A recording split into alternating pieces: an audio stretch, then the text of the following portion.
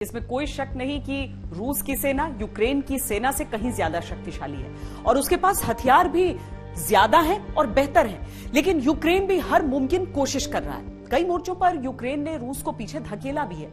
एक तरफ बात अहम की है, दूसरी तरफ बात स्वाभिमान की है।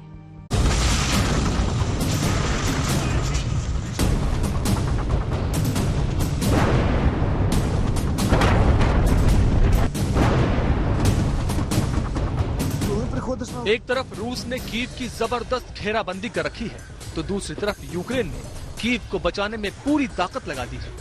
ज़ेलेंस्की जानते हैं कि कीव गिरा तो युद्ध हाथ से गया। पुतिन को भी ये मालूम है कि कीव हाथ आया तो वो लड़ाई जीत जाएंगे, क्योंकि कीव राजधानी है और यही है प्रेसिडेंशियल पैलेस भी। लेकिन ज़ेलेंस्की डटे हुए हैं।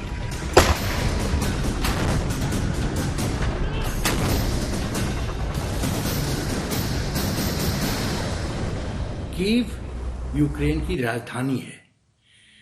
कीव में president Zelensky as a president वहां रहते हैं। कीव एक राष्ट्र का एक चिन्ह है, पहचान है।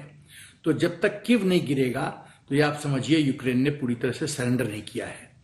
डोनबास रीजन में भी रूस कई क्षेत्र ले भी लेता है। सी ऑफ अज़ोव, ब्लैक सी में भी पोर्ट्स को कंट्रोल करना शुरू कर देता है। तो भी कीव एक ये प्रतिष्ठा का चिन्ह है।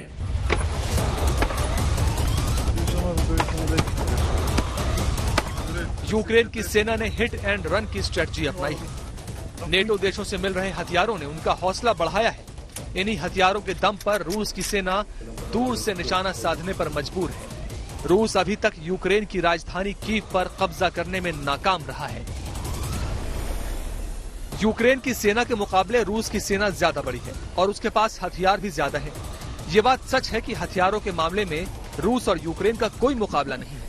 लेकिन अगर नेटो देशों की ताकत यूक्रेन के साथ मिल जाती है तो संतुलन बिगड़ जाता है। नेटो देशों के पास 54,05,700 सैनिक हैं, तो रूस के पास 13,50,000। नेटो के पास 20,723 लड़ाकू विमान हैं, तो रूस के पास 4,173। नेटो के पास 14,682 टैंक हैं, तो रूस के पास 12,420। नेटो देशों के पास 5,040 सेल्फ प्रोपेल्ड तोपें हैं, तो रूस के पास 6,574। नेटो देशों के पास 2,049 मिलिट्री शिप्स हैं, तो रूस के पास 605। नेटो के पास 144 पनडुब्बियां हैं, तो रूस के पास 70। और अब सबसे निर्णायक, नेटो के पास 6,065 परमाणु बम हैं, तो रूस के पास 6,255।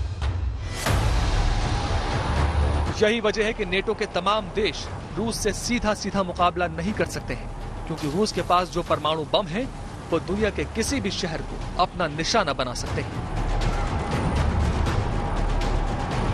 यूक्रेन नाटो का सदस्य नहीं है, तो आर्टिकल 5 के तहत तो नाटो घुस नहीं सकता।